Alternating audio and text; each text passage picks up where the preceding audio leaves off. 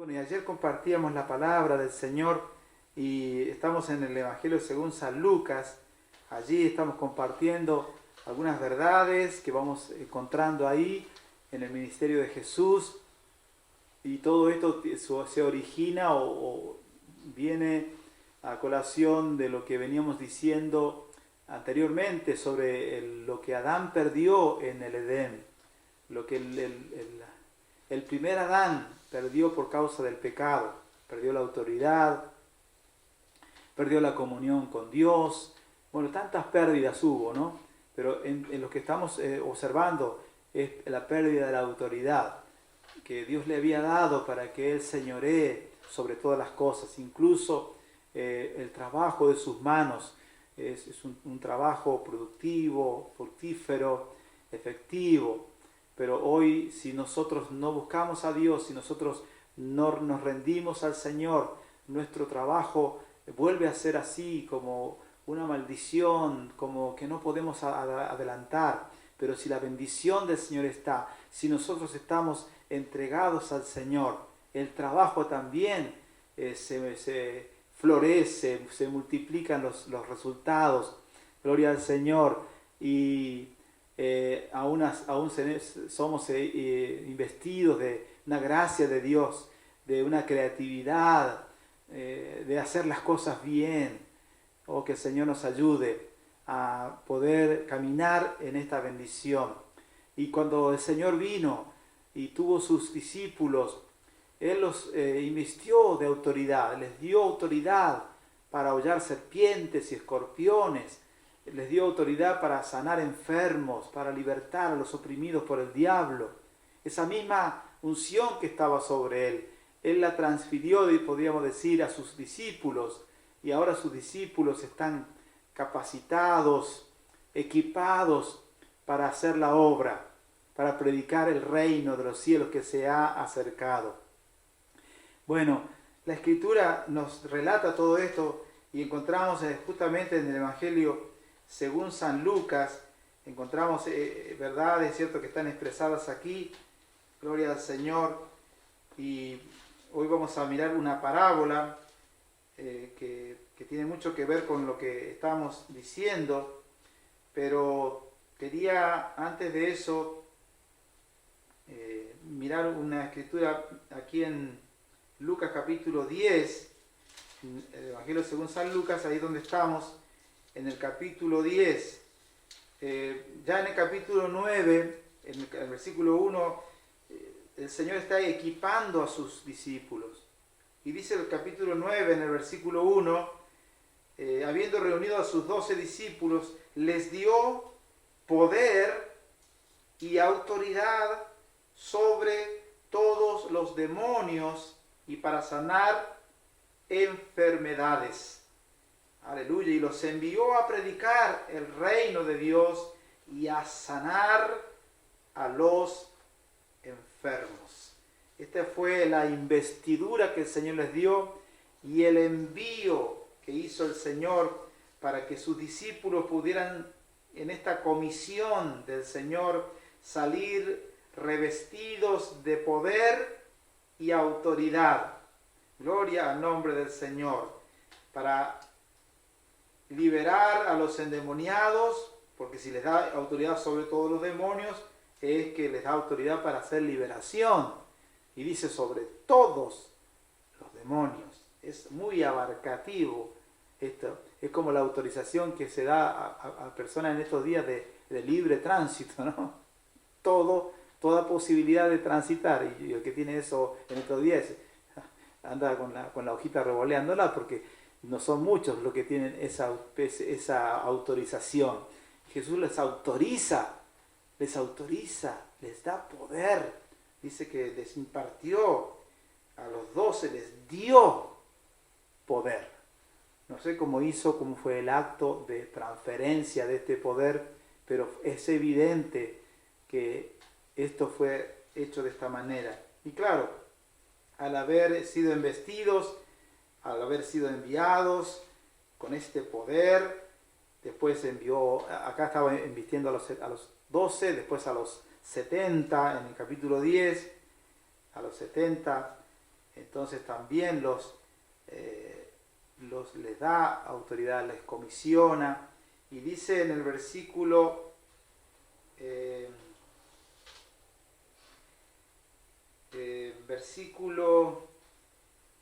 8, dice: en cualquier ciudad donde entréis y os reciban, comed lo que os pongan delante.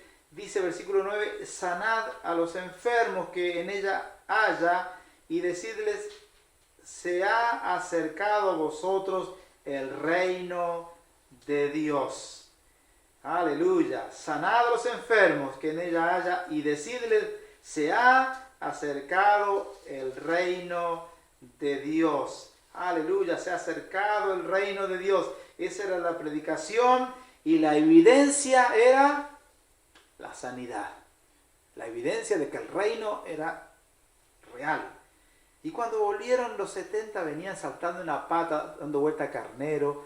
Era una cosa tremenda, venían contentísimos. Y dice el versículo 17 que volvieron los 70 con gozo, diciendo: Señor, aún los demonios se nos sujetan en tu nombre.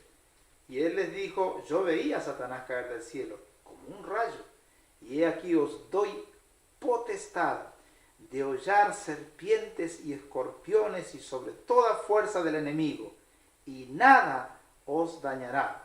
Pero no os regocijéis de que los espíritus se os sujeten, sino regocijaos de que vuestros nombres están escritos en los cielos. Aleluya. Es como, o sea, Jesús por supuesto que está contento de que los muchachos ya han comprobado que esto no era simplemente un acto protocolar, la transferencia de autoridad y poder. Fue algo real. Fue algo real, ellos recibieron algo que pudieron utilizar. No era una metáfora, no era un cuento, no era para tranquilizarlos un poco, o como dice un predicador, no era un chiste cósmico. Era una verdad, Ellos fueron investidos. Y cuando ellos fueron a probar ese poder, descubrieron que era real, y que lo tenían, y que podían usarlo, y realmente ocurrían los milagros. Ocurrían, dice, y aún los demonios se nos sujetan. O sea, estamos, como yo le digo a mi grupo de oración de los martes, a los adolescentes, estamos con todo el power. Venían contentos los discípulos, saltando una pata, dando vuelta a carnero. Estaban re felices. Y no es que Jesús es un aguafiestas, pero Jesús los recibe. Y bueno, Jesús ya sabía que iba a ocurrir esto, porque es lógico, si él no estaba jugando a dar poder, él estaba haciendo algo serio y estaba invirtiéndole realmente de poder. Y dice Jesús: sí, yo veía a Satanás caer. Yo lo veía caer del cielo como un rayo. Ya está derrotado Satanás, ya está vencido.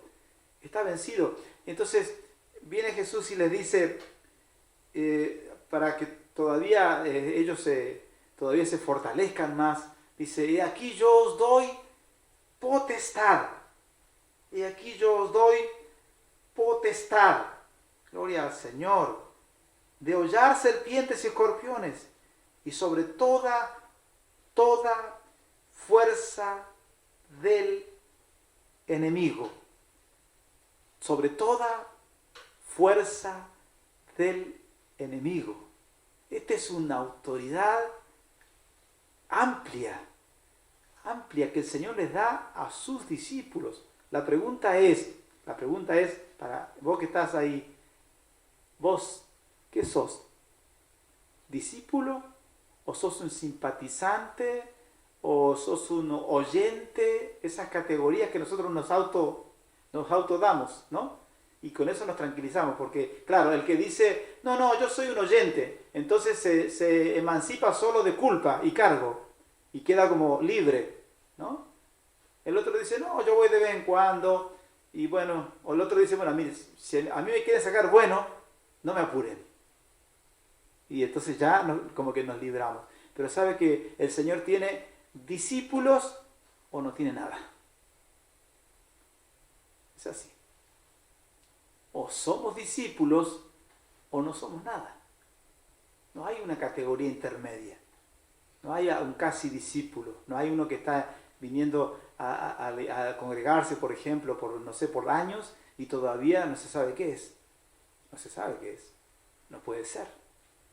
Es tiempo de saber quiénes somos. Pero ¿cuál es el punto acá? El punto es que el Señor les cierra este momento diciendo que no se regocijen de que los espíritus se sujeten. O sea, es como quien dice, sí, alégrense, pero que no sea su mayor alegría, podríamos decir así. Porque claro, ¿quién no se regocija de que un endemoniado sea liberado? ¿Se acuerdan los relatos de la palabra de aquel endemoniado gadareno, por ejemplo, que andaba por los sepulcros, no lo podían sujetar ni con cadenas, era una bestia, era una bestia. ¿Quién nos iba a poner contento de que ese hombre sea liberado y que los demonios salgan y se vayan? Cualquiera, es lógico, es lógico. Pero Jesús, acá lo que quiere hacer énfasis, no es en solamente el hecho romántico de que nuestros nombres están escritos en el libro de la vida. Porque acá dice de que vuestros nombres estén escritos en los cielos. O sea, esa es la verdadera fuente de alegría. ¿Pero por qué razón? ¿Solamente por el hecho de sentirme bien porque mi nombre está escrito? No, lo que pasa es que esto es un término legal. Esto es una legalidad del reino. Tu nombre escrito en el cielo es lo que te da autoridad para traer liberación a los endemoniados. Es lo que te da autoridad para sanar enfermos.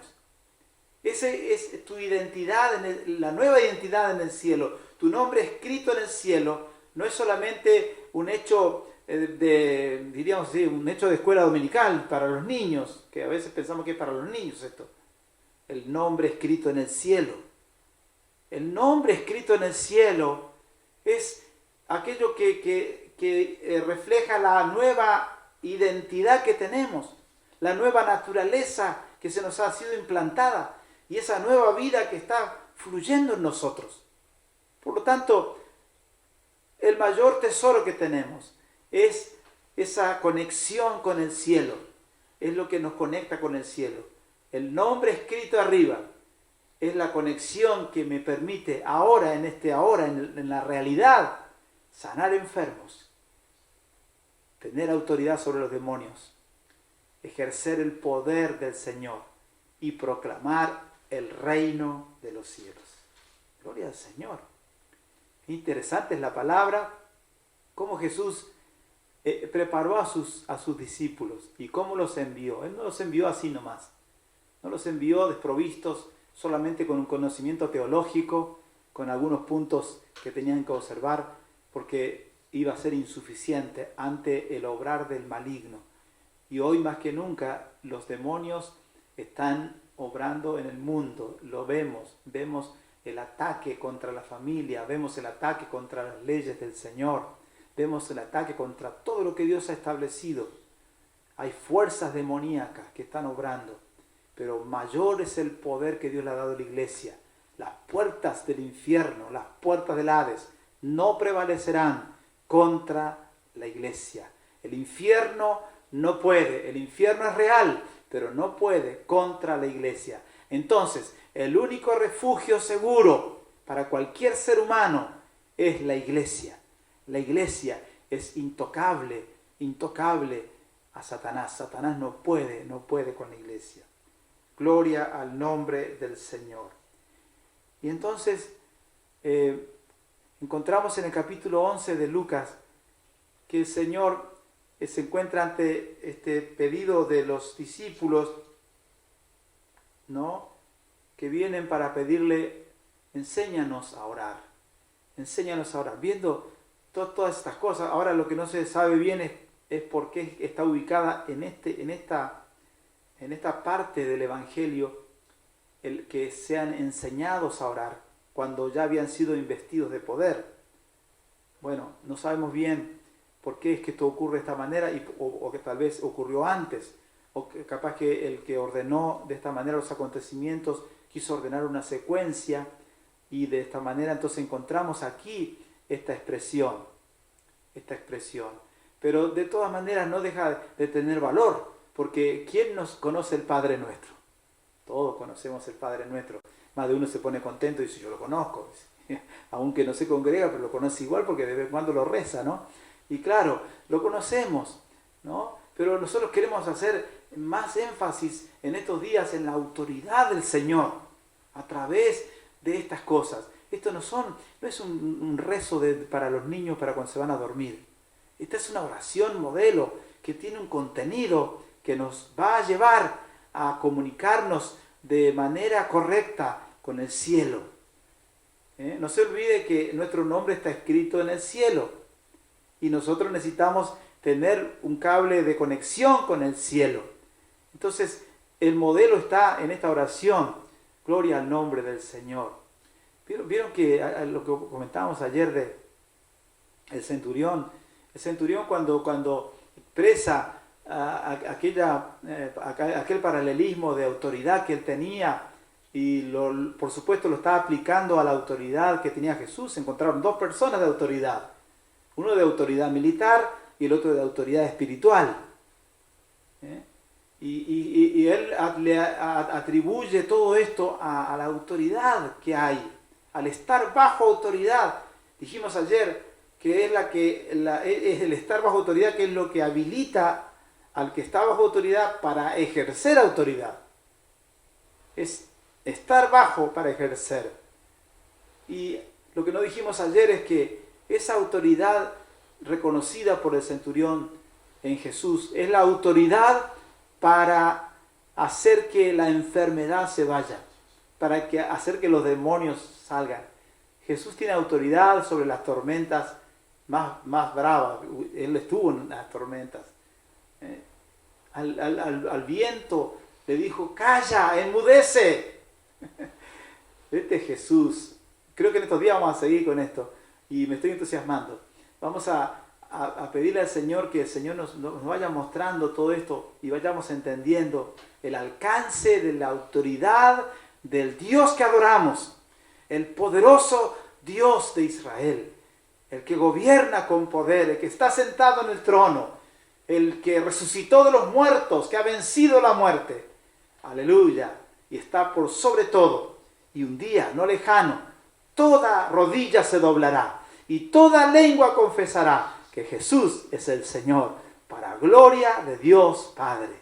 Oh, bendito, bendito sea el Señor. Entonces, llegamos acá, pero no vamos a detenernos en el Padre Nuestro, pero sí, el Padre Nuestro, dice el Señor, bueno, está bien, les enseño, porque más no podemos mirarlo ahora, pero anteriormente también, ¿cierto? Se entendía que los discípulos de Juan habían aprendido a orar, pero también los fariseos, se ve que les habían enseñado a orar a sus discípulos, así que el discipulado de los fariseos ya sabían orar, el discipulado de Juan también, y lo de Jesús todavía no sabían orar, pero ya tenían poder, que los otros no tenían, estaban investidos de una autoridad.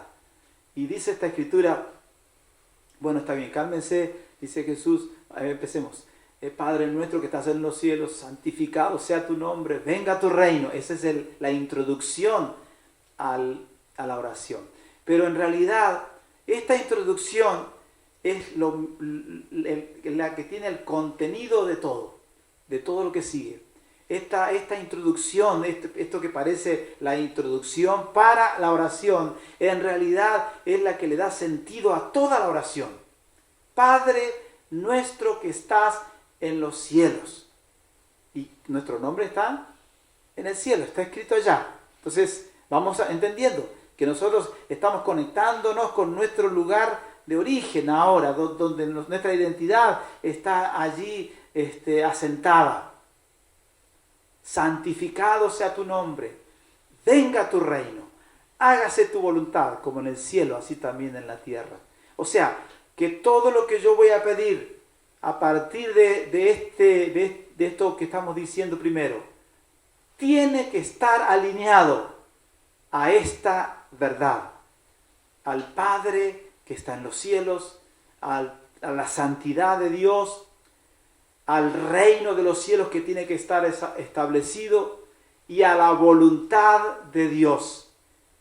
a la voluntad de Dios. Nada que no se encuadre dentro de ese esquema tiene respuesta de Dios. El pan nuestro de cada día, dánoslo hoy, todo lo demás.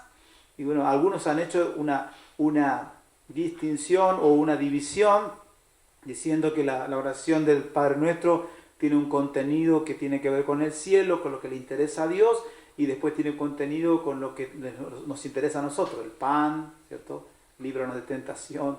Pero en realidad a Dios le interesa todo, y a Dios le incumbe todo está relacionado con Dios. No podemos dividir la vida en fracciones, porque todo lo que nosotros somos, lo venimos diciendo ya hace tiempo atrás, todo lo que nosotros vivimos, lo vivimos para Dios.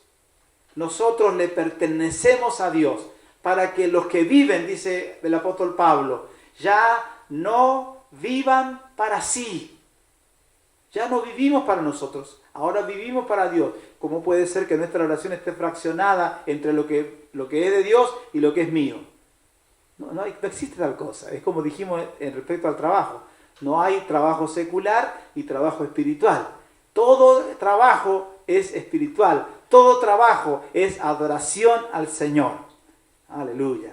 Entonces, avanzamos con este capítulo que tiene un gran contenido referente a la oración, y ya por supuesto después vamos a orar al Señor y pedir que el Señor nos ayude.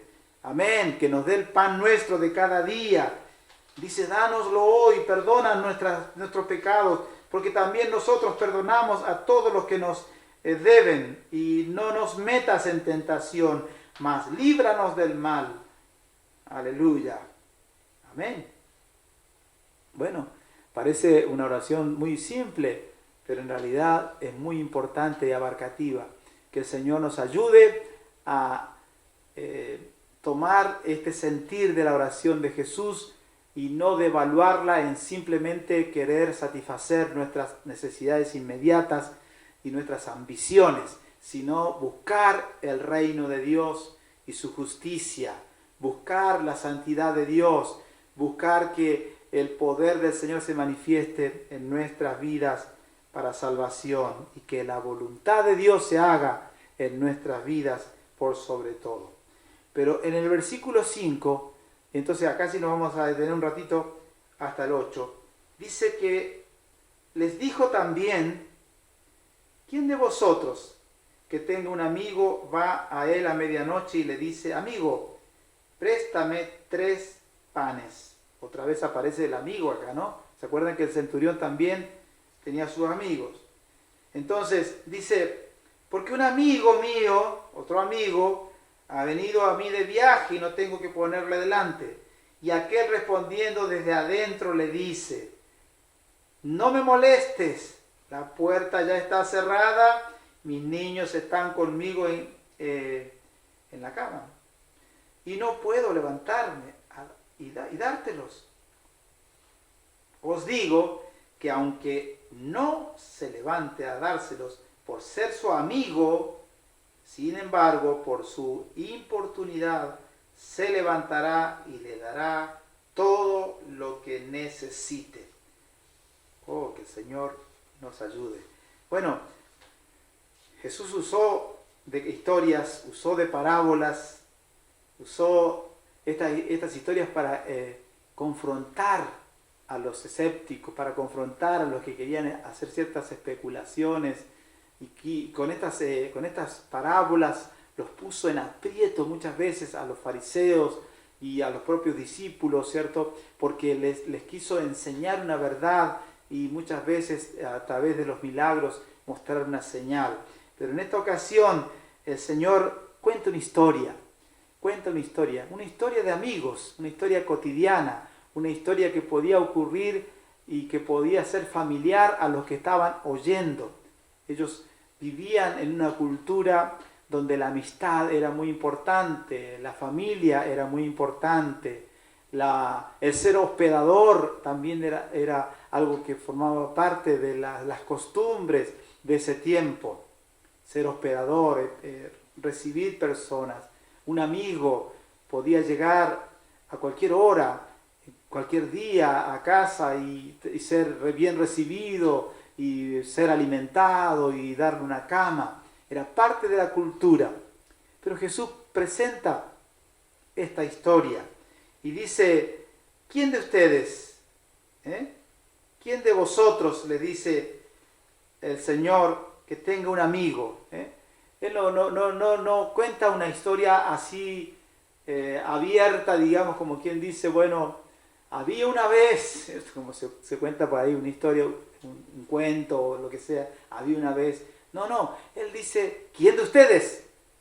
Entonces ya los puso a todos los que estaban de espectadores como protagonistas, porque ya los hizo sentirse adentro de la historia.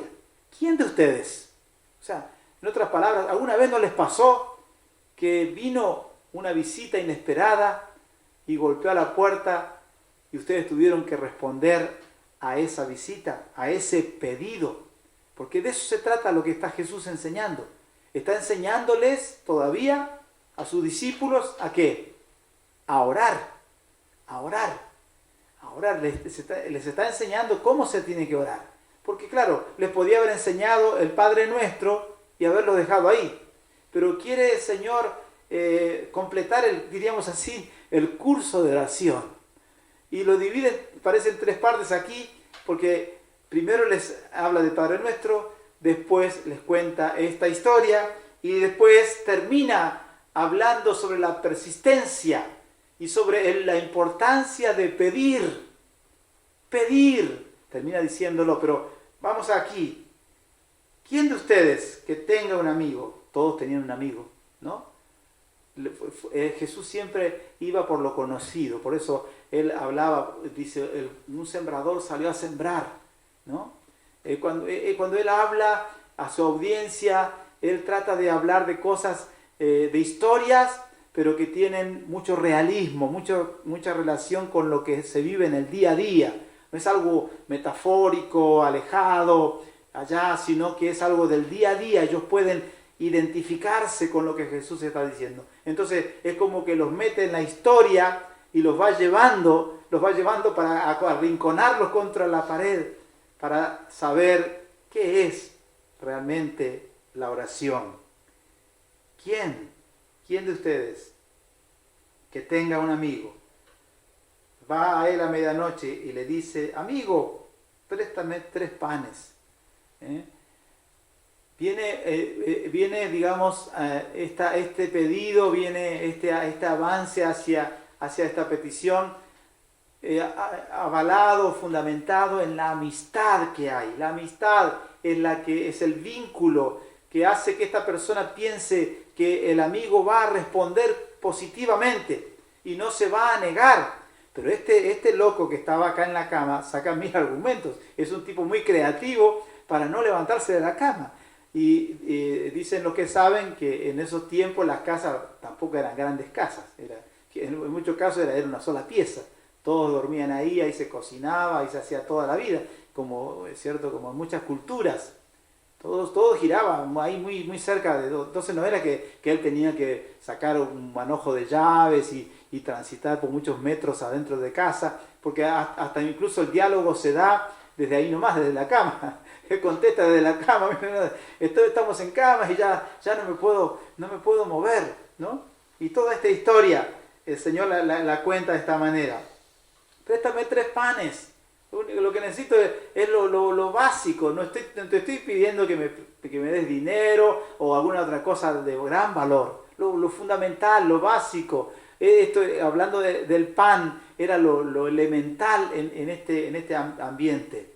Era incluso, y ahora mismo hay muchos lugares, muchas culturas, lo hemos visto en documentales, que comen con la mano y el pan es como si fuera uno de los cubiertos. O sea, el pan es el plato, es el tenedor, es el cuchillo, es todo. Entonces el pan era como algo básico y fundamental. Dice, porque un amigo ha venido a mí de viaje y no tengo que ponerle delante. No tengo que ponerle delante. Este pedido de alguien que dice, no tengo que darle a esta persona que viene. Quizás no era que no tenía que ponerle, pero quizás era que no tenía algo apropiado por el tipo de amigo que había venido. Entonces, dice, vino un amigo, voy a mi otro amigo y seguramente esto se resuelve. Pero el amigo que estaba adentro tenía las mil excusas para no darle ese pan, ¿no? Se ve que tenía una creatividad muy grande. Dice que aquel respondiendo desde adentro le dice, no me molestes. Ya de arranque ya se ve que estaba fastidiado, ¿no? Fastidiado. Dice, no me molestes. La puerta está cerrada, como si la puerta no se pudiera abrir, ¿no? Y mis niños están conmigo en cama. O sea, todas excusas que realmente no tenían casi valor, no tenían consistencia, eran como incoherencias en realidad, y no respondían a la amistad que este hombre tenía con esta persona. Entonces ya la amistad estaba siendo quebrantada. La hospitalidad, el sentido de hospitalidad que se tenía en esta cultura también estaba siendo quebrantada por este hombre que no mostraba ningún afecto, ninguna respuesta a este pedido, ¿no?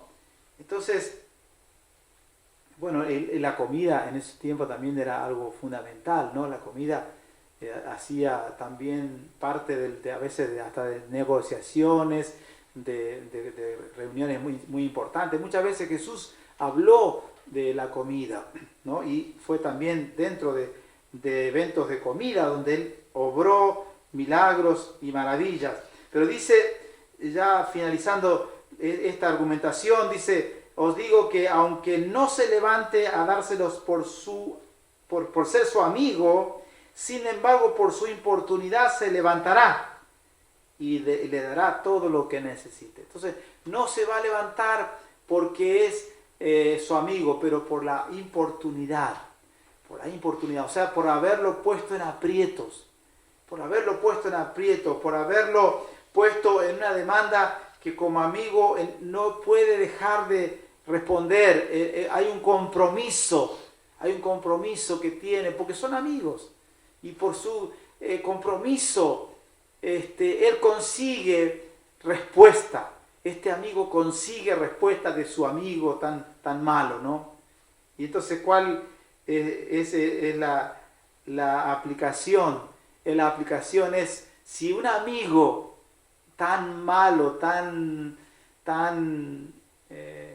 perverso, diríamos así, en no levantarse y en no ayudar a su amigo por la amistad que tenían, finalmente, por la importunidad, por el compromiso que tiene, y bueno, el remordimiento de la conciencia, y finalmente le tira los 3 panes, ¿no? Si un amigo de esta bajeza, diríamos así, responde finalmente positivamente y le da lo que este hombre le pide, ¿cuánto más no lo va a hacer nuestro Padre que está en los cielos? No nos va a dar todo lo que le pedimos. Si está de acuerdo, como dijimos al principio, el Padre Nuestro nos da, diríamos así, una pauta. Si está acorde a la santidad de Dios, si está acorde a la paternidad de Dios, si está acorde al reino de Dios, si está acorde a la voluntad de Dios, claro que Él nos dará lo que le pedimos. Amén. Gloria al Señor. Entonces,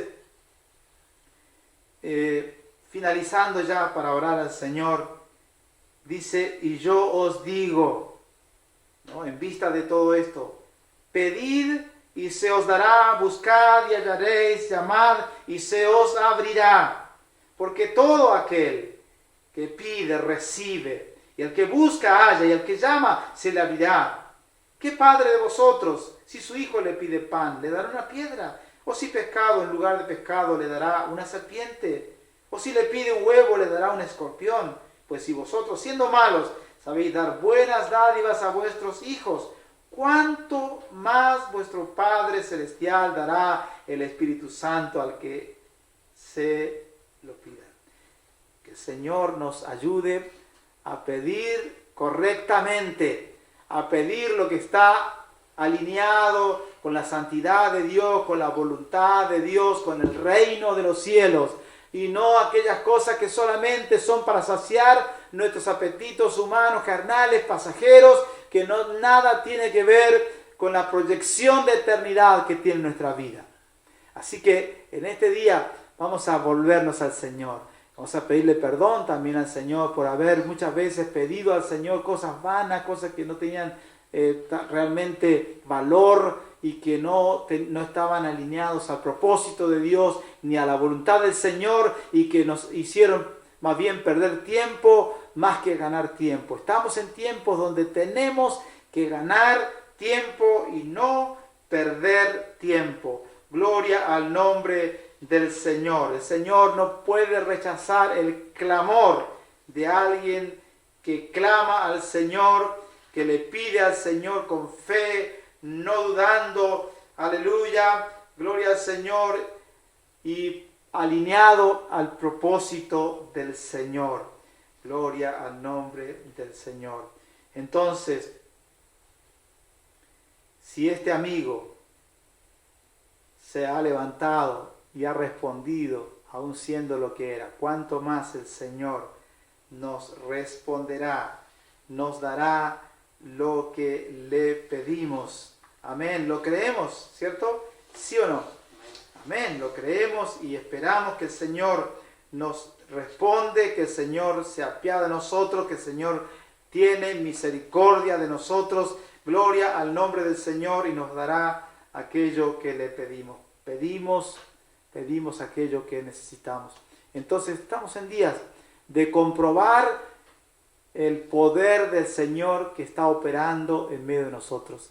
Comprobamos en este día la grandeza del Señor. Tenemos la posibilidad de acercarnos al trono de la gracia y hallar gracia para el oportuno socorro. Así que vamos a pedir al Señor, vamos a pedir, no dudando, vamos a pedir al Señor, vamos a confiar que el Señor puede obrar. Así que cualquiera sea tu necesidad, si estás enfermo, si estás con problemas económicos, problemas de familia, lo que sea, que parece un tema imposible de destrabar, parece que te has cansado de golpear y no hay respuesta.